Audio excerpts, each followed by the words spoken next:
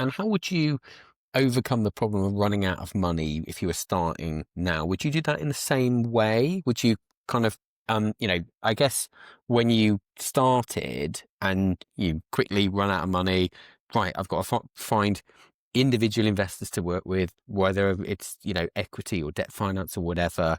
It can be a lot of legwork and kissing a lot of frogs, I guess, at that point as well. Would you do it in the same way, or would you have a different plan to fix that? Yeah, I mean, if you share equity, you've got to work. If you share 50-50 equity for the sake of keeping it easy, you've got to work twice as hard because you've got half a property, even though you might be the one, you're inevitably the one doing the legwork on that one Mm, property. So you do have to think about it from that perspective.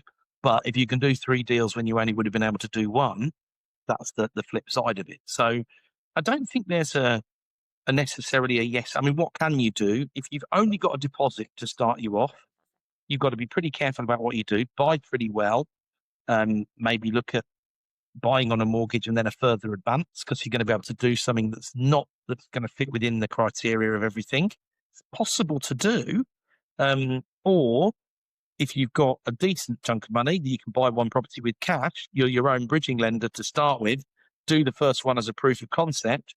Try and get the money back out. Don't be too obsessed with it because, like you said, if you can get the money out within a year or two, you've got the vast majority back out, rinse and repeat. That can still work. And then the further leverage strategies, I think it depends on your level of risk appetite, sophistication, to an extent, work ethic and things like that. I've had this mentality, like I said, where there's stuff I'm involved in at the moment where I'm not going to get paid any money for 5 years. That wouldn't be everyone's cup of tea.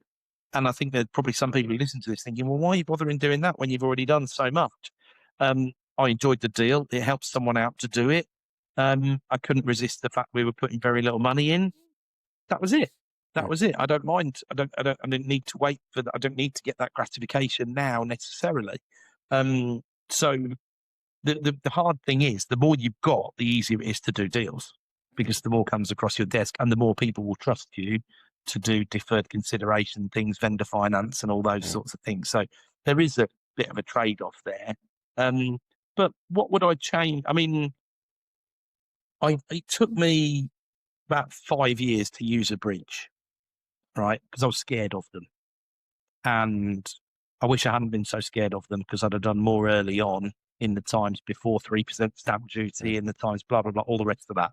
So I would use bridging more quickly, but I wouldn't recommend bridging for people who are particularly nervy, or I would make sure that what you're buying has got good income or income that you can fix very quickly to cover the bridge. Make sure Yeah. you can cover the bridge from a servicing perspective.